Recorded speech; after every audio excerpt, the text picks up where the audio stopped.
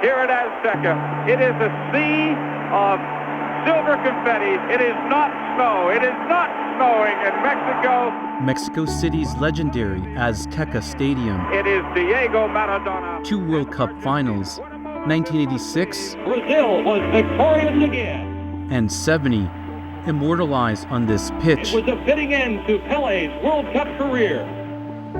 And World Cup 2026, held in Canada, the US, and Mexico, is set to open here. Hemos tenido 2 mundiales y jamás le han dado un beneficio al pueblo. We've had 2 World Cups and the people have not benefited, says Ruben Ramirez, who leads the indigenous community of Santa Úrsula Coapa. The stadium was built on their land and they still live next door.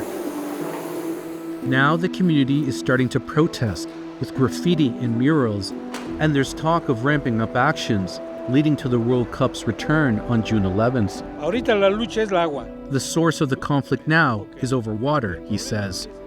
Water controlled by the stadium's owner.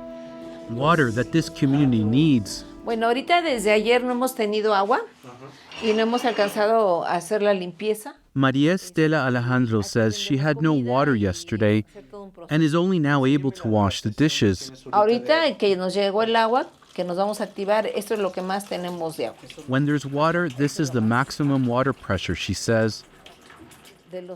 Alejandro lives a couple blocks from Azteca Stadium, along an alleyway with 50 other families. They often go days without water. También está el pozo del Estadio Azteca, que a mí se me hace... But she says the owners of the stadium, which will be called Mexico City Stadium during the World Cup, have their own well, and they never run out. I think it's ridiculous that a company owns a well, she says. El agua es de todos, y el agua es de los pueblos. Water is for the people, she says. The Mexican government gave Televisa Group, one of Mexico's biggest media corporations, the right to drill this well 6 years ago, across from the stadium, which is owned by one of Televisa's spin-off companies.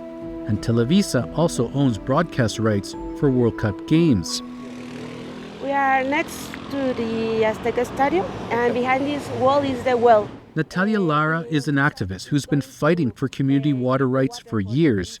She says the government needs to take the well back and use it to supply the community. We don't have water, and Televisa always has water for the grass, and we don't have water for washing, for do the laundry, or for maybe for cooking, but Televisa always has water. Aquí está el Estadio Azteca. Lara's father, Adolfo Lara, explains a map of the area. Y nosotros estamos aquí en la... We are right here, he says. The red squares show places with water shortages. The red dot here is Televisa's well.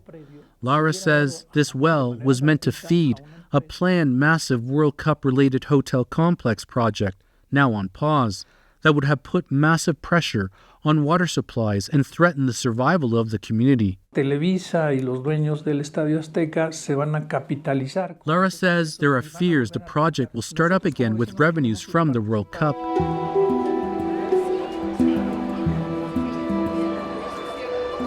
The community has been meeting with Mexico City officials for months to have their water needs met. Why does the community not have water, says Ramirez during a recent meeting, captured by cell phone video provided to CBC News. City officials responded saying they're building a rainwater-fed garden by the stadium. We got more results protesting on the street. Here, they just spin us around and around, says Ramirez. The issue has reached the desk of the country's top elected officials. During a recent morning presidential press conference, Mexico City's mayor, Clara Brugada, says, Y con la recuperación de la concesión del pozo del estadio, the concession for the, quote, stadium's well was now in the city's hands. Grupo Oyamani, which owns the stadium, told CBC News the well water here has been donated to the city's water supply since 2023, and the company holds the rights until 2027, but they have no plans to restart the hotel complex project. Ramirez says he doesn't trust words meant to calm things before the World Cup. ¿Cómo va a ser posible que estemos a un lado de un monstruo? How is it possible to sit next to a monster that makes billions of dollars in profits and the people have nothing, he says. No sé si se pare o no sé si proceda, pero la misma sociedad lo va a decidir.